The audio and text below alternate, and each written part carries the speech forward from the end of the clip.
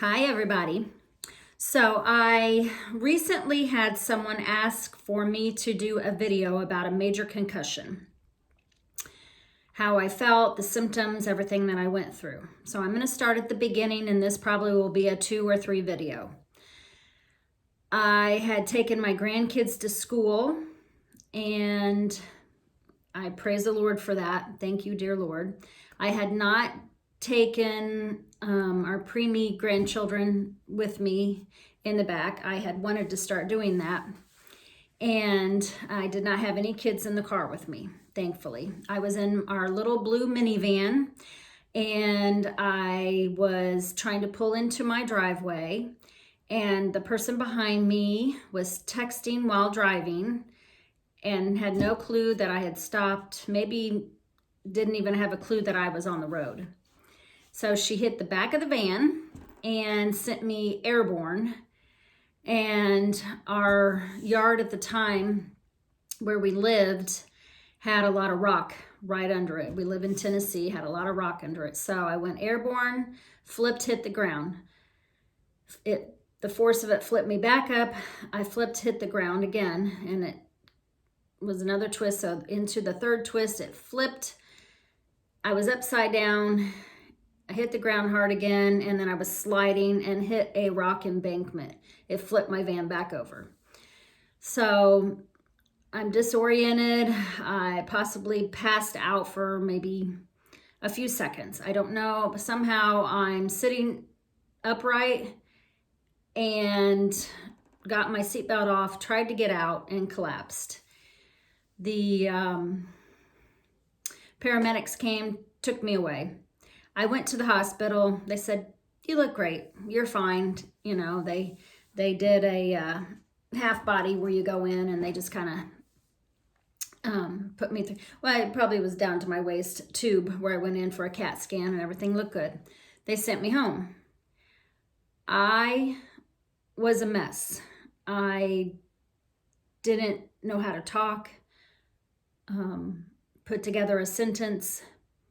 I went to sleep, slept all night, and for weeks felt horrible, not knowing what was going on, if I had brushed my teeth, if I had just gone to the bathroom, did I take a shower, what time of day was it, what was happening to me.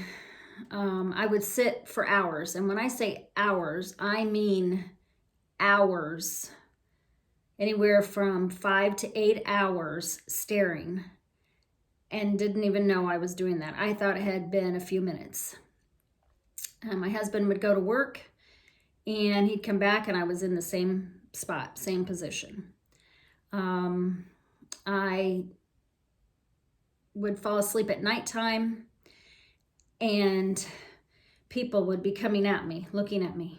You know, just silhouettes of people just looking at me, like hundreds of them looking at me. And I would go to sleep again.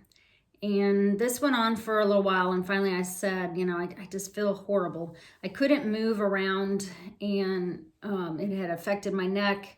And then what I describe as costochondritis, lower down here in your body, was affected really badly, and I just honestly got over that.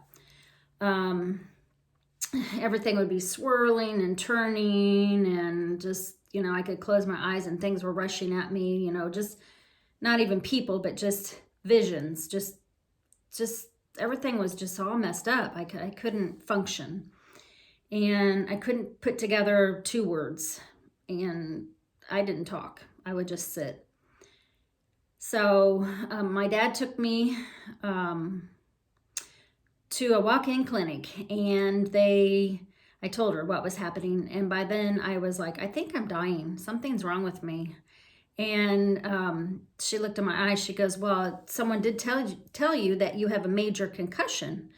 And they hadn't told me that at the hospital. They hadn't even tested me, asked me any kind of questions. So I have more like I don't know the legal, but I have a chronic major concussion. So I will probably always have symptoms. And because of this, it may lead into Alzheimer's, dementia, you know, maybe running along that vein. So she sent me over to the hospital. I went through another CAT scan, and I never let them put dye in my head, through my veins. I just was not comfortable with that. But just knowing that I had this concussion at least gave us a direction to go to see a neurologist. The first neurologist just wanted to give me medicine and send me home. And then my final neurologist, which I wish I would have had at the very beginning, truly helped me through each one of my symptoms, even though some of the symptoms had passed. So the main one that I would see was everything broke down socially for me. And at the time, and still, we had 7 grandkids around us, real close to us. So I would sit there and try to think, that one's name is this, that one's name is that. Hi, everybody. And that's how I try to start my videos now. Hi, everybody. Bye, everybody. Because I really wanted to connect with them again. And they were just so happy that I was alive, and as was my whole family and friends. But I couldn't talk. I stuttered. The impact had hurt my jaw so bad. I, just couldn't for a long time, like chew, or I forgot how to swallow. It just was and I didn't have to have help with the swallowing. I still ate and swallowed, my juice and my milk and, my food, but it just was an odd swallow. And I also went through chew my food, because I don't know if I forgot to do that, but it happens every once in a while. I'll just swallow my food and I won't chew it up. So I'm a very slow eater, and I chew my food very slowly, and I have since I was little. But for some reason, with this concussion, I did not chew my food. So that was an odd thing and something to work through.